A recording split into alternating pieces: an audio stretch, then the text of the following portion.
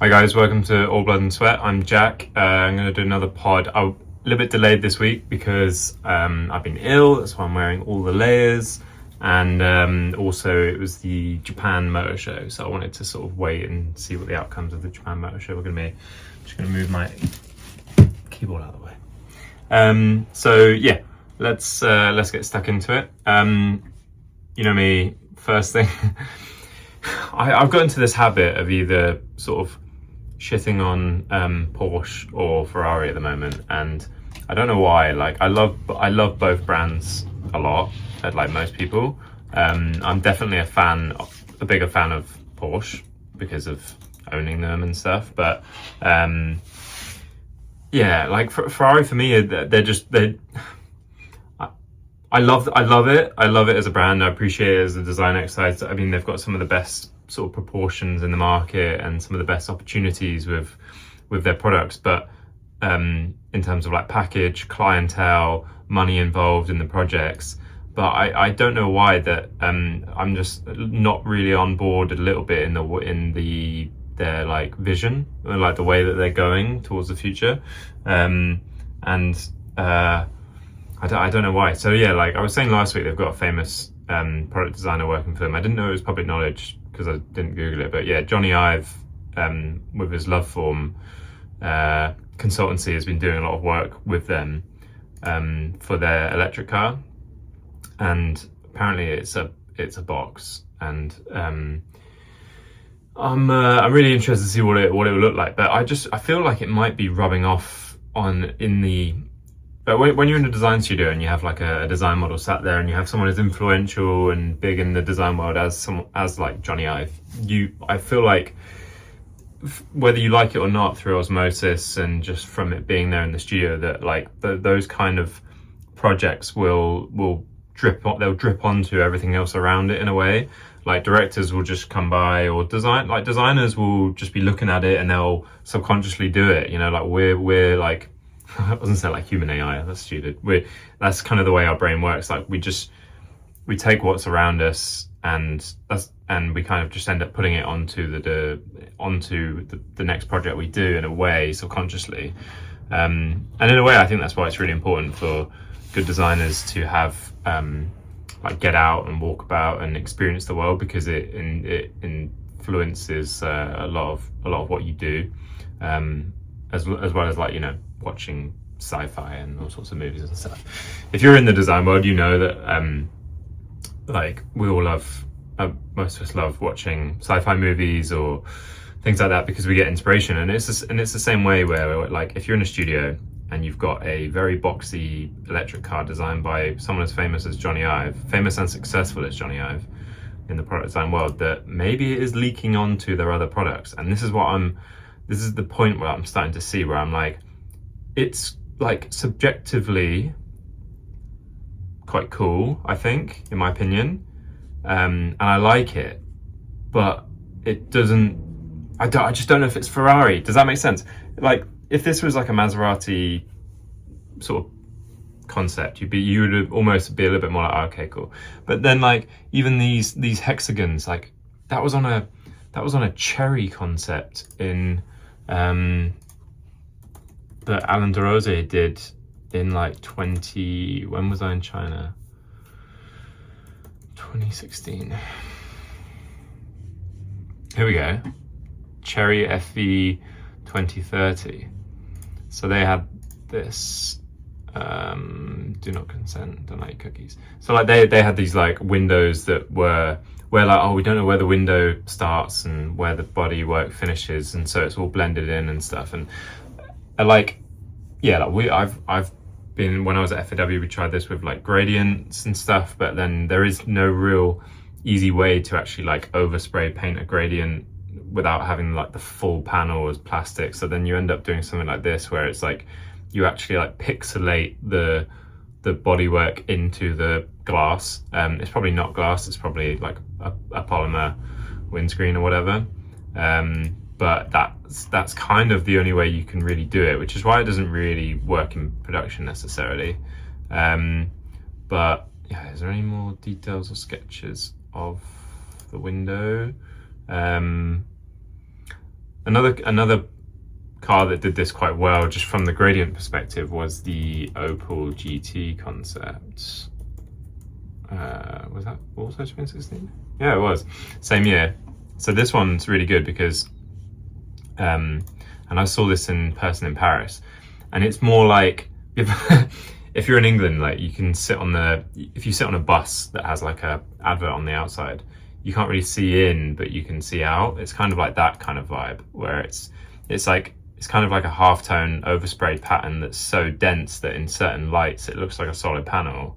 But then if you get light behind it, you can clearly see through it. Like there, it looks like a solid panel, which is really cool, really conceptual, very sci-fi. But then, yeah, I'm trying to find, there must be a photo with the door open somewhere. Opens the door and then show me also not hidden hinges, but when the door hinges in a way that part of it like goes in. It's just so cool. I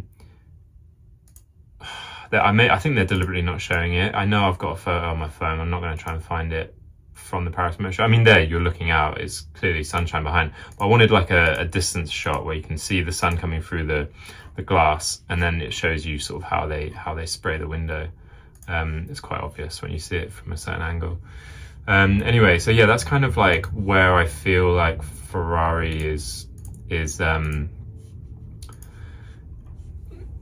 like there's just a few cliches and kitschy elements that I've seen on cars 10 years ago. So that's kind of my point with it, where I'm like, okay, well, to me, yeah, they've obviously got like an insane proportion. They've got this like single sort of center line, which you could argue is a little bit more like Lamborghini's territory, having that single center line, but they're making it work.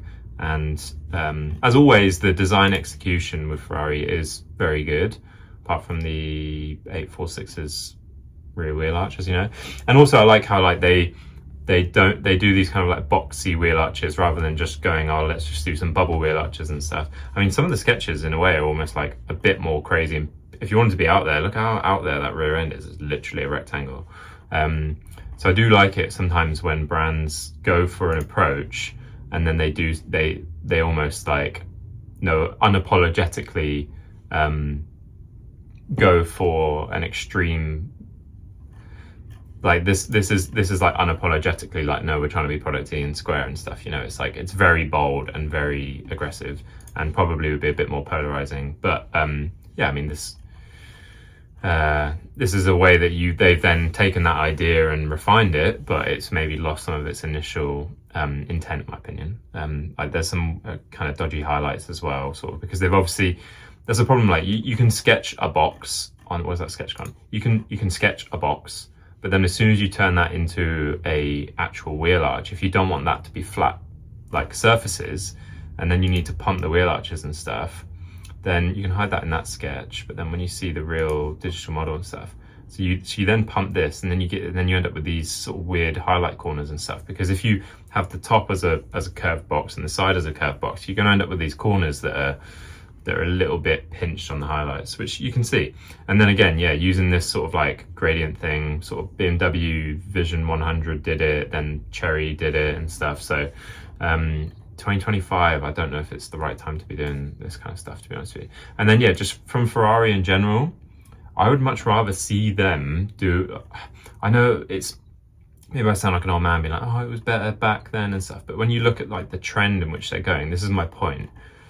F80 is cool, I've seen it in real life. It's very like balanced between producty and functional. It's still got really extreme sort of proportions and stuff, and it's got that almost like more of a cabin in the bodywork that feels more Ferrari to me than like having the single center line, which is a bit more Lamborghini, as I said. And then yeah, the 849 is getting a little bit fussy in my opinion. Then the SC40 is like, I like elements of it, but again, like I said last time, not all of them.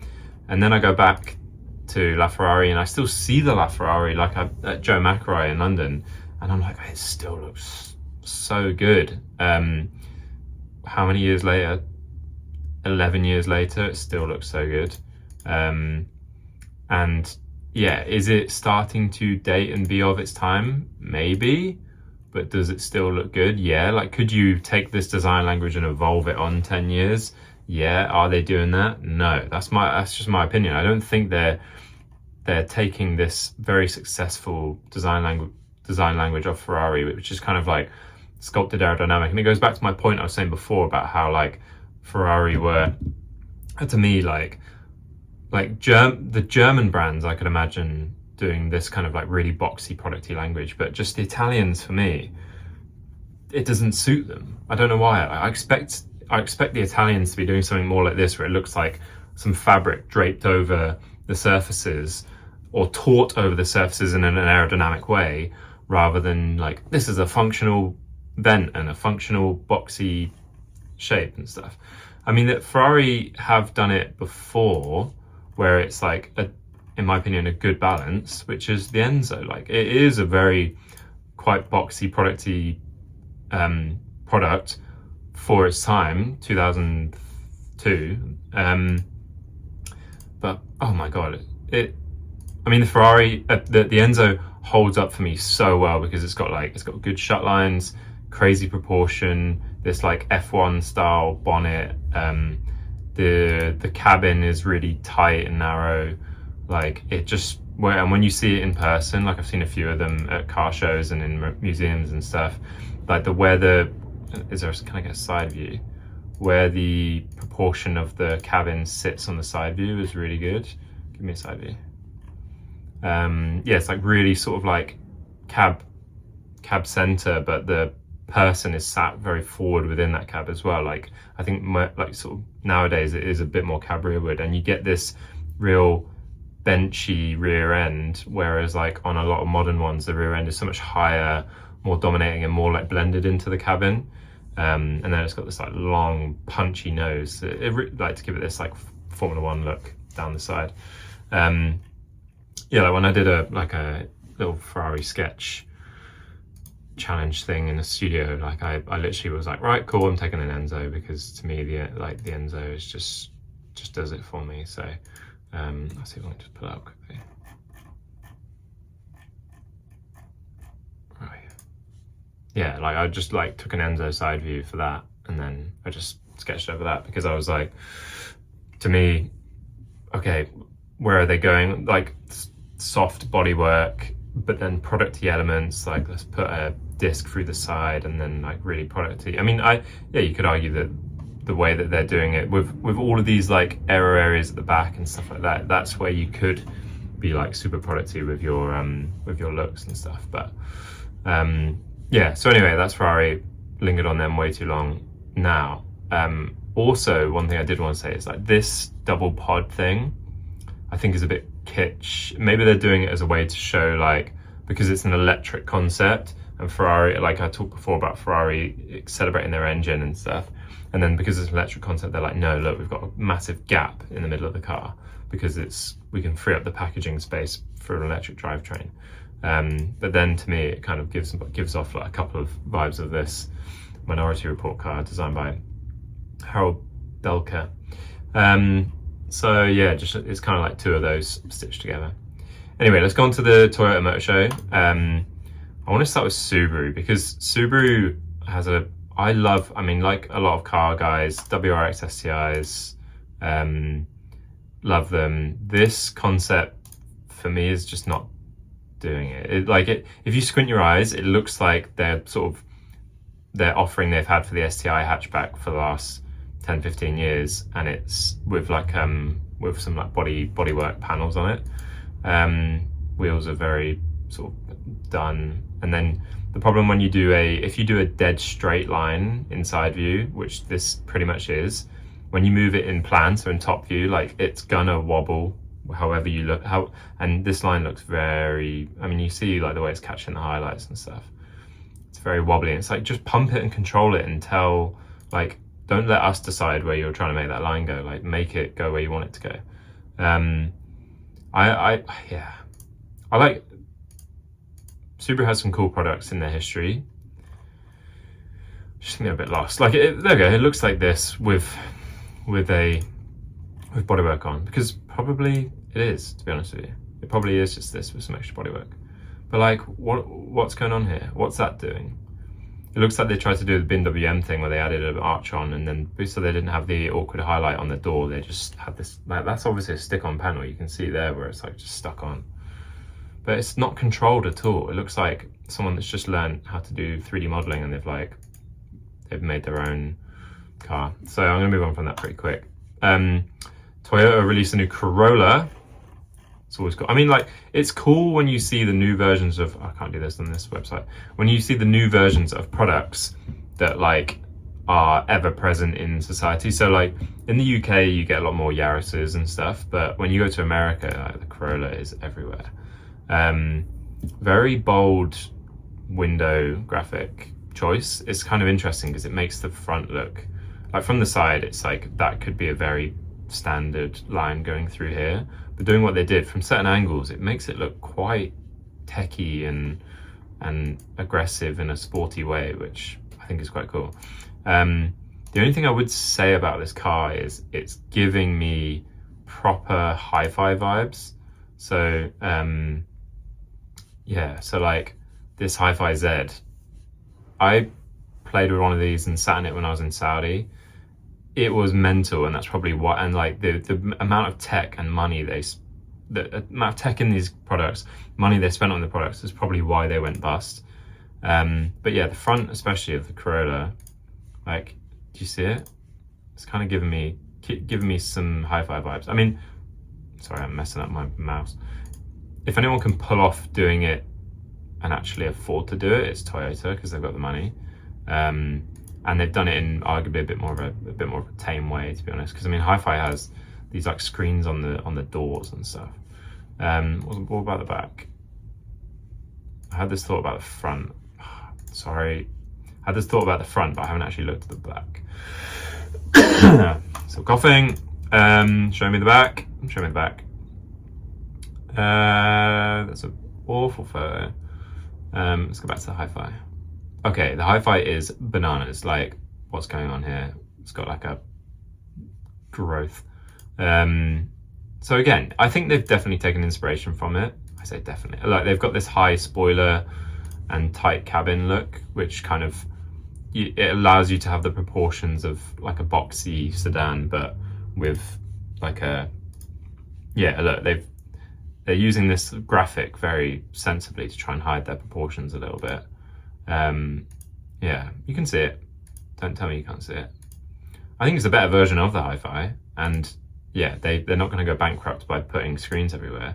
I mean, when you sit inside, I've got some photos on my phone again, maybe I should dig them out, of the interior of the Hi-Fi. Is like the money, when you understand like car construction and stuff, they've got like on the B posts, they've got 15 different materials, and each of the materials are like really elaborate, and you've got lighting and stuff. Like, it's normally the B post is like 1 or 2 colors to match the doors, and then you spend money on the doors and stuff. Like, they spent so much money on this car, making this car, and like I said, that's why they no longer exist as a brand and they are bust. But still, they did it. Oh, it's my old home, middle of Munich, ironically, probably Munich Motor Show, I imagine. Used to cycle that way to work every day. Memories. Toyota. I mean, while we're talking Toyota, I think it might be on this. Is it on the same page? No. Okay, wait. Let's go back to the. Sorry, bouncing around. Corolla interior.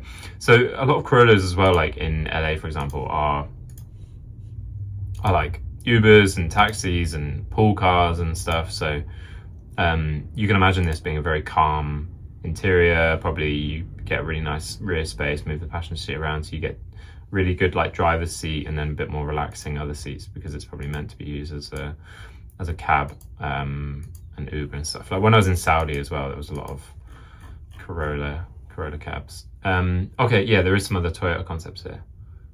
I mean, the Japanese are just so good at doing like little cute random stuff. Do you know what I mean? It looks like you drive it. Oh, there's a movie car where you drive it with these like balls.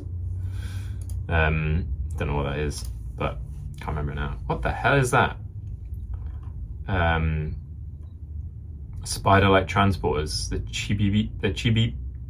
Chibibo for goods and walk me for personal movement.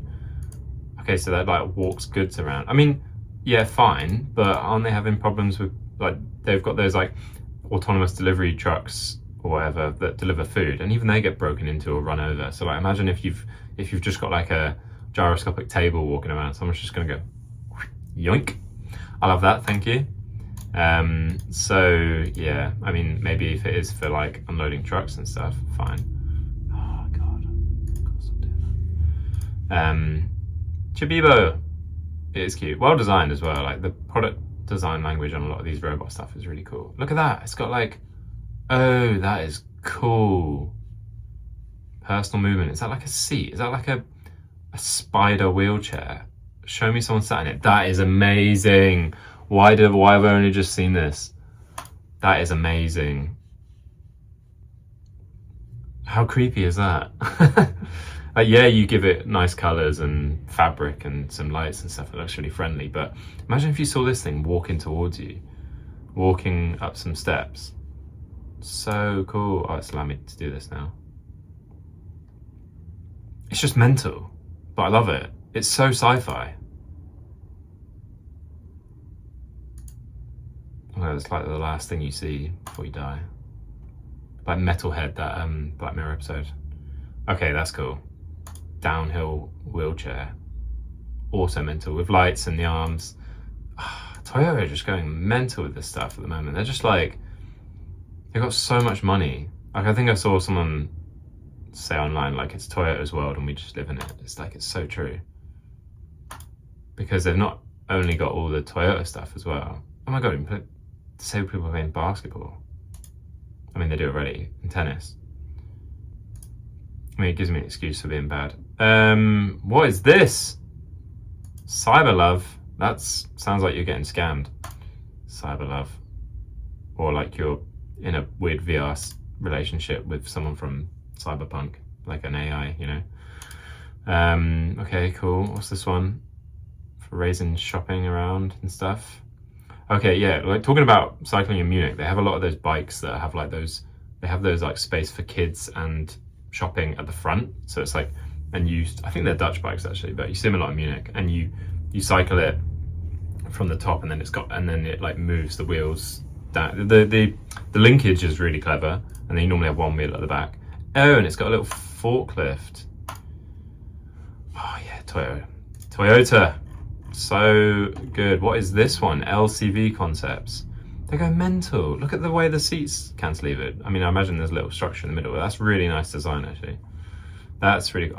I don't know why. I think I'm so bored of the car industry in general at the moment that like these kind of products get me going more than like actual cars. Because a lot of cars these days, like, it's all been done. The electric stuff isn't really adding anything new to the market anymore. So it's just like stuff like this is just so much more interesting for like innovation and cool design, and it looks sci-fi, and you've got little tread plates. You can imagine that for a different market, that's just mounted here instead of there, and it's everything else is exactly the same. That's really, really cool. So sci-fi. This one is interesting. I mean, hide the badge could be like a Kia concept with those lights. A little bit canoe, very canoe vibes actually. Watch your step. Yes. Does Toyota own Daihatsu? I think it does, because there's a Daihatsu concept coming up that looks like this.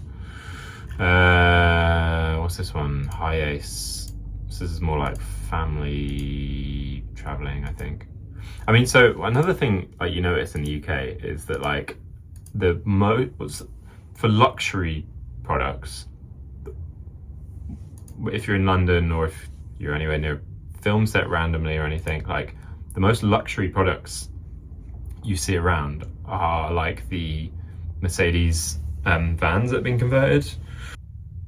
Yeah, like you see these like Mercedes V-Series vans everywhere. So the idea of having like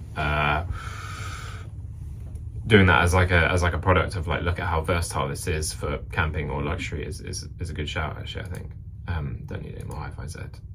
Yeah, the FJ, I think I spoke about it before. Love you, Net Car Show, thanks for that. Very cool, would get one.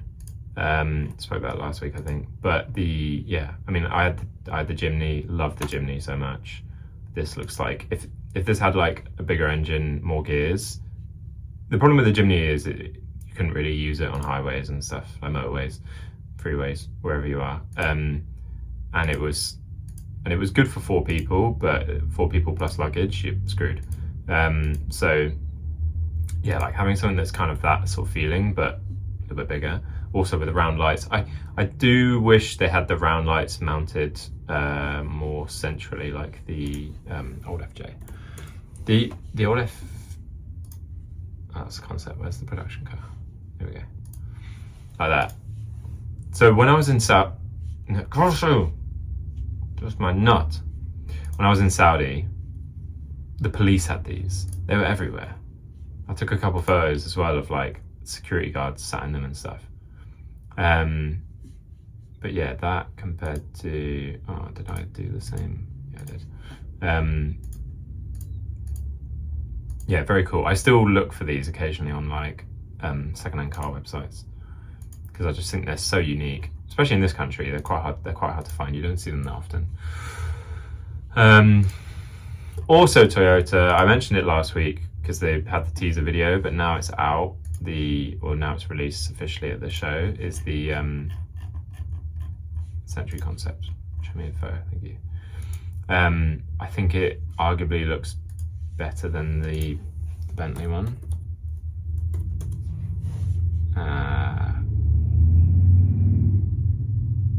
This. I said this.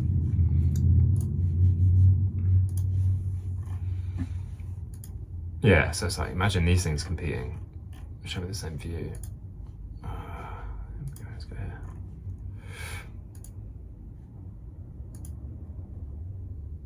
I would argue that the Century is probably going to have more features, and it looks a little bit more. I just like the proportion and the balance of the Century a little bit more. Maybe the Bentley is like a little bit more relaxed looking, like a bit more like sitting back, relaxed feeling, whereas the Century looks a little bit like if the world came to an end, you could go off-roading with it. Do you know what I mean? Thank you, Nakasha. Like it looks a little bit more capable. Actually, I don't want to. I don't mean to be just talking about. I know someone asked me to talk about my stuff, but I don't always love doing it, to be honest. But I did do a random sketch back in the day. Random sketches. This was actually like for an interview for Rolls-Royce, where it was like I did like an off-road Spectre basically, called the Dirty Rolls, and like rebodied, coach built off-road Spectre, and that's kind of given me the vibes of like what this Century looks like. Like it's like a luxury EV product, but higher on steroids, capable of going off-road.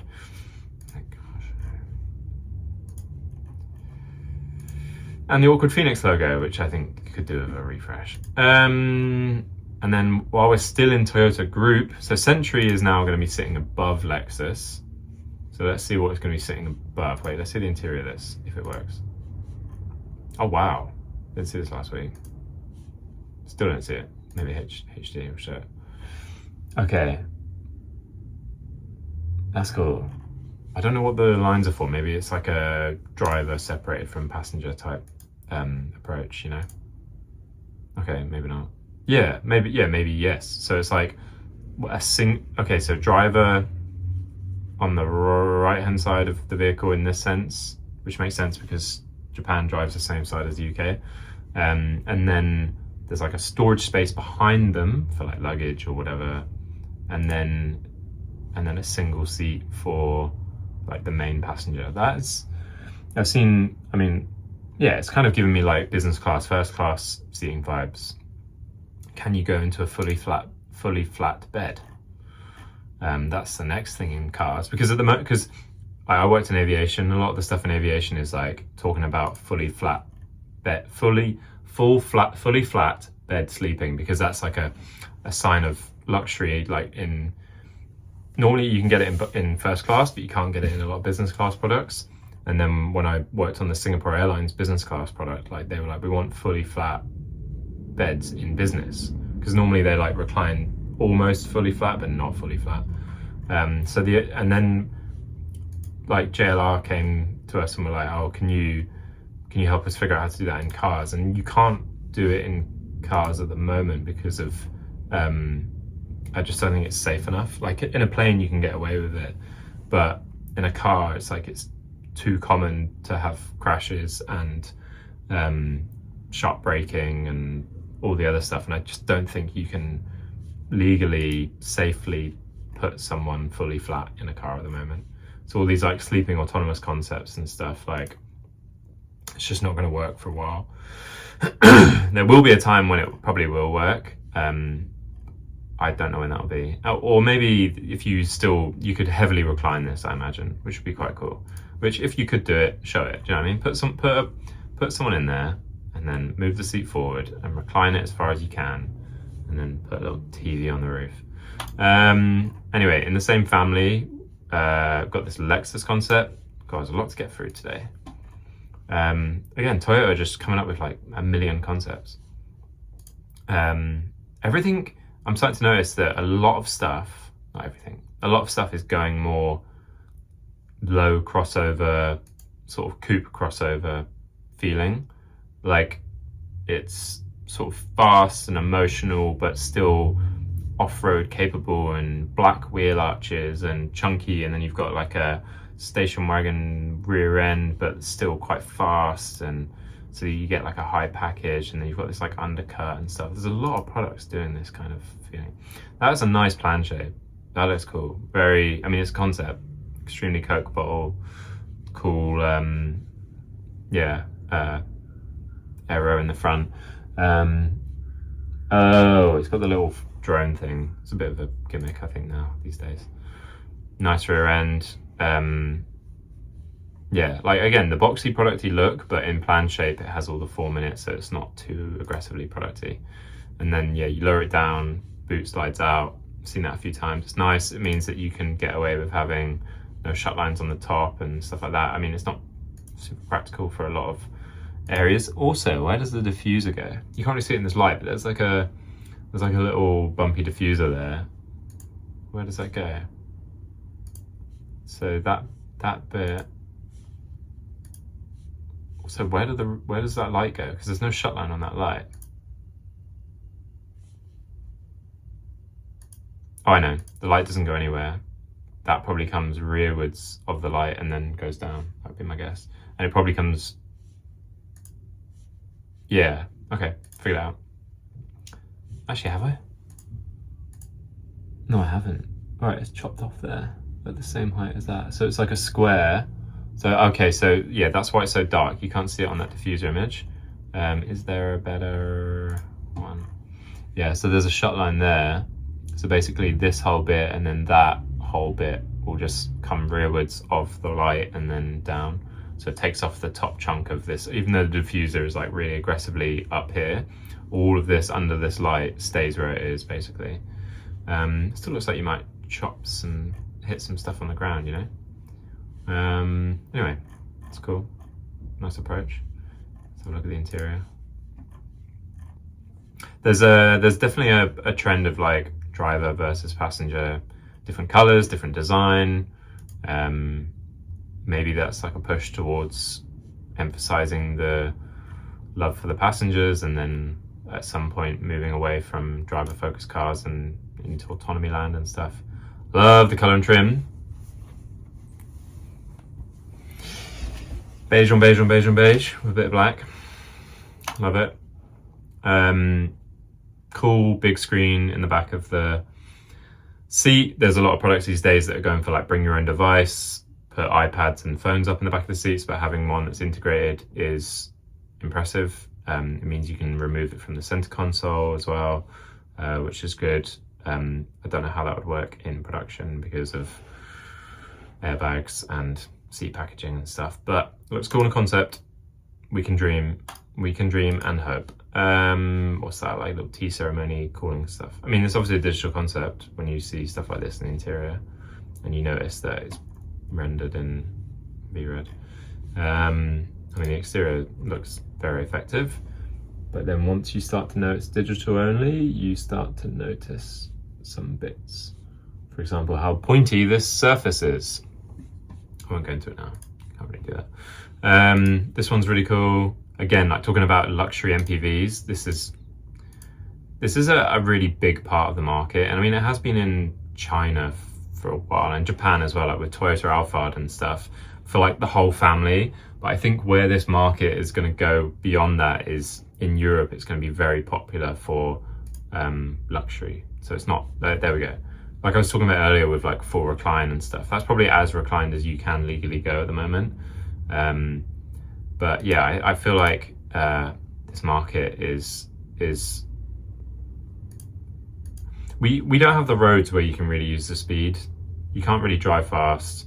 So all these like super fast, loud SUVs are not that luxury. There's not really space for them. You're not really allowed to use them. So arguably, this is probably going to be where the market is going for a lot of these things. Hyper luxury MPVs. Mark my words. Curved screens. It's cool. I've seen it done several times. Oh, bench seat is back, essentially. I mean, it's still got a lot of form in it. You can use the middle as the bench, but they're attached. Here we go. Bench seating. It's nice, clean. I like it. And then these two really luxury ones at the back, where you can recline quite a bit, I imagine. Wait, are they facing each other? Are they, what's the phrase? Oh no, it's rotational. But how are you gonna turn that around? You're gonna have to open the doors to turn that around, surely. Surely, don't call me Shirley. Sorry, my energy is low. I'm still ill, but we're getting through it. We're doing it. Next, to go with that, so same design language, but much, much smaller, is for the individual. Now, very cool. I love a Twizy as much as the next person. I love bold gestures in design, i.e. this big angular cut through, which becomes the door and the glass and everything. It's very Blade Runner. Oh, little extendable boots. You can get your little luggage out the back. That's cool. Come on, that car show. Very architectural in its interior. Yeah, very like single throne seat on your way to work, doing business. I guess it's meant to be autonomous. Doesn't look like there's any controls unless you've got like a BMW iSetter type control system when the roof is down. Nice lighting, looks like a hotel. Show me the controls. I mean, you're too far away, unless there's a steering wheel right in your face, and they would have showed it by now, surely. Okay, it must be autonomous concept. It must be. That's the only problem with when you open like that though, is like, do you let them walk straight onto the road, or do you have to have this like dirty thing, and then where does that go? Because if you like walk into mud and then you've got that, does that go under the seat? Under the seat. There we go. No control systems. Swipe up to start ride. Safety check complete. Oh yeah, so look. So that's the walkway bit. Now I don't really like this. So when they do this in autonomous concepts, it's great when you're like, have a clean digital concept, but in reality, like that would just be so muddy and dirty, and you stood in dog poop and you've got that on, and you're just looking at that your whole journey, just like, oh God, I'm gonna have to get this cleaned, you know? So if you do have a walkway in your car, maybe don't make it your IP afterwards, like maybe slot it underneath, hide it away. I know you raise your packaging up, but it's a little autonomous box, like you've probably got the packaging for it. Do the wheels tuck away, or do they always stay out and just they're just designed to look like they could tuck away? I think they always stay out. I think there's no packaging space to tuck them away. They're just designed to look like they've been like removed from the body, I think, which is cool. I appreciate it. Now, Mazda,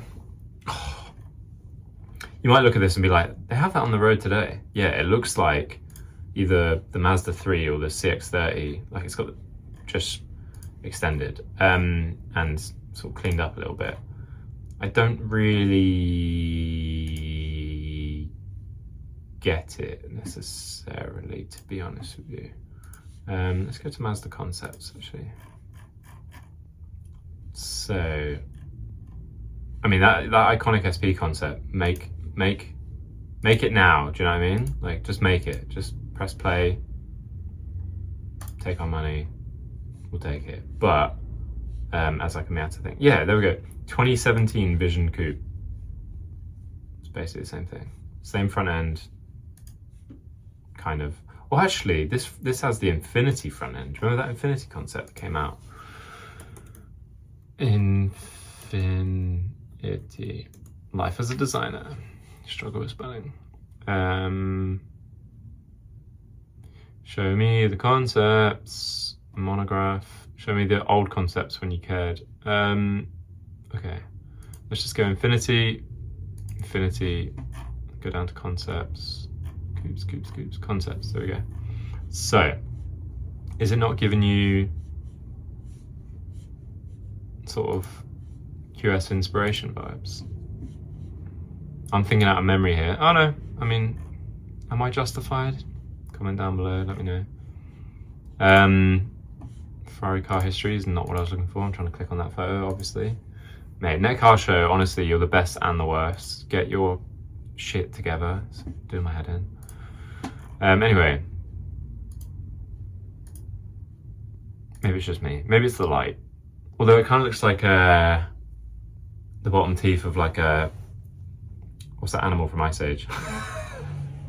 Where they had like the bottom teeth coming out. Oh, God. And then they released this one as well, which is basically like mini what's that Chinese one? Or a Funky Cat kind of vibe. Honda N. I mean, it's okay. I just don't really get like the light graphics. I'm not too sure on the... It just doesn't scream Mazda to me. I don't know why. Interior's cool. I like the colour brake thing. But again, slippery, cold, muddy. Floating IP. Yeah, steering wheel looks old. Yeah, it's just... Come on, Mazda. I think that their front end, maybe they haven't evolved it enough in the last, should we say, 10 years or so. When we look at the, like I said, the concepts they were doing 10 years ago, very much the same. Their car shows all over the shop now. So yeah. Anyway, onto this Miata's little Daihatsu brother. When I first saw this, I thought it was like a Suzuki Cappuccino vibe. If you know the Cappuccino, it looks very similar, but actually it's this. The Copen, which has now changed to the K Open. Obviously. Yeah, that one is like very GR. This one is all over the place. Don't know what's going on here. It's got clip-on arches, and I can see why they didn't sell them in Europe or sell that well. A farewell worth making from Car Scoots there. Fair enough. But yeah, this one is quite well done. Cute little size, really nice like full round front end, good shut line management, graphic management, very sort of like product-y Apple vibes at the front. Yeah, don't hate it, but it's better than that, so why not? Then I was going to talk about this Daihatsu, but I think it is literally exactly the same as that Toyota one, just with Daihatsu branding. That's why I was thinking about it. It's like a smaller version, K-car version of it. But I love whenever you see these like tiny cars that are made capable for like off-roading. I think it's so fun. Again, a lot of digital concepts, I think. I'm not seeing many like actual concept cars, if you know what I mean. So I mean, you could do these all day long. If you've got the money in the studio and the time and resources and guys that are good enough at Blender, you can chuck out these digital concepts until the cows come home. But similar to, I think, the same feeling as like Slate, there seems to be a trend of these really pared back, simple EVs at the moment. So yeah, and again, could look similar to that Kia concept. I think that might be the Toyota one.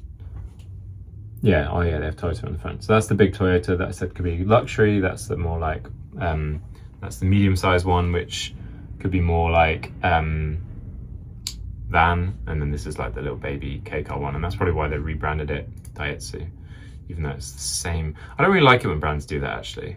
Toyota, Daihatsu, but exactly the same design language. If you're going to do that, you got to change more than just the light graphic, because you've just got a black panel and you change the light graphic. You need to change the body, like even just facelift it. It could be the same package, doors the same, everything, whatever. Just give it a facelift. That's all I ask. Sharp, like TVs and domestic appliances brought out a car. I don't really know why, and I don't really know who did it, but it's bad. I just want to talk about it because it's interesting. It's like a new brand on the market in a way, if it ever happens, which I doubt it will, to be honest. Because again, digital concept, but the shut lines are so bad it could be a practical concept made cheaply, if that makes sense, if you know what I mean. Oh look, domestic appliances blending to the outside. Part of your home. I guess you park it in and charge your kettle or something. Yeah, very uninspiring, I would say, and very boring. It's kind of, yeah, poorly designed. People that don't really understand silhouette, stance. Oh God, I don't want to slam it, but it's bad. But it's cool that like China throws out a brand every 5 minutes, so it's cool when the Japanese do you know what? We're bored of making TVs. Yeah, so that's it. Quick one from me. Little roundup. Lots of ranting about Ferrari, as always. Apologies for that. And yeah, lots of EVs with shared platforms. Kind of, so what have we got? We've got Ferrari EV concept, Subaru EV concept, accidentally closed the Toyota one. Toyota one, amazing, loads of stuff. Century especially, but I think it's still EV. But then there should be some more hybrids around. I imagine the Corolla and stuff is probably hybrid. Although I think all the concepts are probably electric. This is what should be electric, the little last mile thing. This one would be a fun hybrid, like a little 1 litre, 0.8 litre engine with a hybrid would be fun. Yeah. And then Sharp with the Foxconn stuff. Foxconn must be raking it in with the amount of collaborations they've got going, to be honest with you. So yeah, that's it. Please like, subscribe, share with your friends. Let's get this growing. If you find it interesting, please tell me if there's anything I missed, what your favorite thing from the show is. I do read the comments, I'll reply to them if you're nice, and if not, go make your own video. Yeah, so see you later. Have a good day. Hope you guys don't have this illness like I do, but yeah, thanks, bye-bye.